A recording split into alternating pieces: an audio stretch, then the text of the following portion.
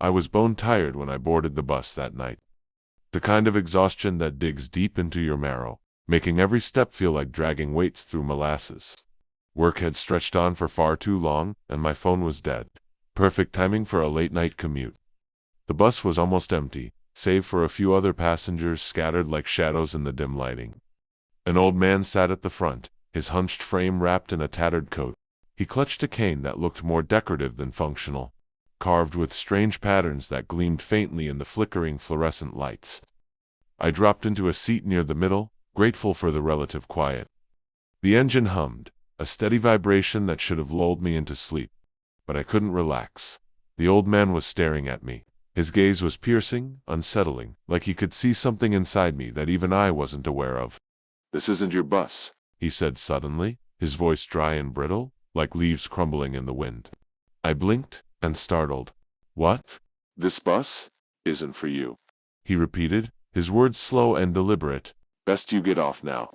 I scoffed and looked away, trying to ignore the goosebumps crawling up my arms. There was no way I was getting off until my stop. The man shook his head, muttering something under his breath that I couldn't quite catch.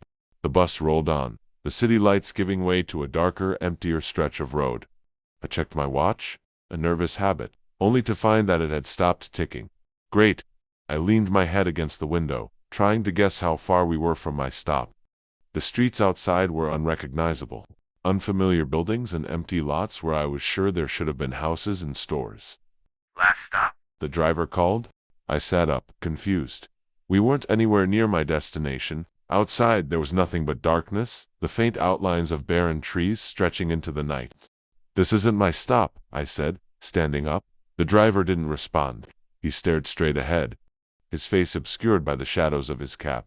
The old man stood and shuffled off the bus, glancing at me one last time. "Don't say I didn't warn you," he murmured. Before I could respond, the bus doors hissed shut, and the vehicle lurched forward, leaving me standing in the middle of nowhere. I shouted, banging on the door, but the bus didn't stop.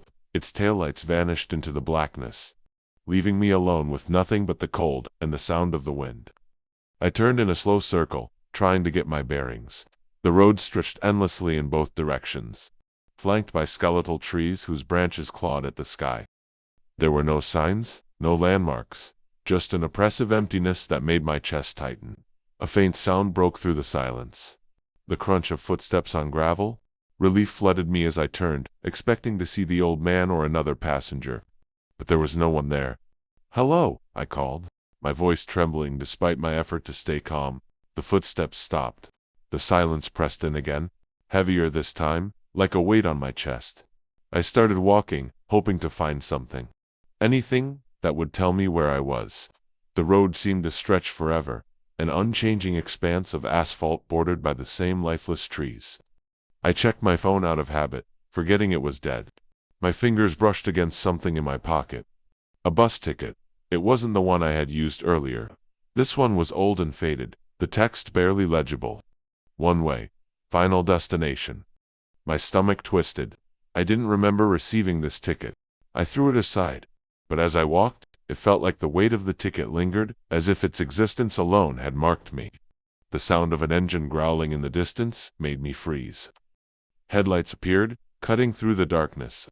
Relief washed over me. I stepped into the road, waving my arms to flag the vehicle down. It was the bus. The same bus I had just gotten off. It screeched to a halt, its doors hissing open. The interior was dark, the seats empty except for the old man sitting in his usual spot. He turned to look at me, his expression unreadable. "I told you," he said softly, "this isn't your bus." I stepped back, my pulse hammering in my ears. The doors closed and the bus pulled away, its engine fading into the night. I stood there, my breath visible in the cold air, trying to make sense of what had just happened. The road stretched on, unchanged, but now there was something new. Shapes in the trees, barely visible in the corner of my eye. Shadows that moved when I wasn't looking directly at them. I started walking faster. The footsteps returned. Louder this time, echoing mine but never quite matching. I broke into a run, my heart pounding as the shadows in the trees seemed to close in, their shapes becoming more defined. A voice whispered in my ear, so close it felt like someone was standing right behind me. This one's not for you. I spun around, but there was no one there. The road was empty, the trees silent. My chest heaved, every breath sharp and painful. When I turned back, the bus was there again, idling silently a few feet ahead. The doors opened, revealing nothing but darkness inside. I hesitated, my instincts screaming at me to stay away. But the shadows in the trees were moving now, closing in from all sides.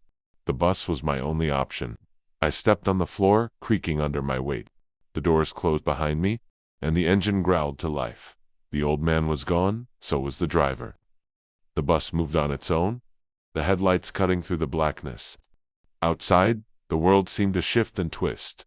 The trees replaced by shapes that defied logic. The whispers grew louder, a cacophony of voices that filled my head. And then, the bus stopped. The doors opened, revealing a place that was not of this world.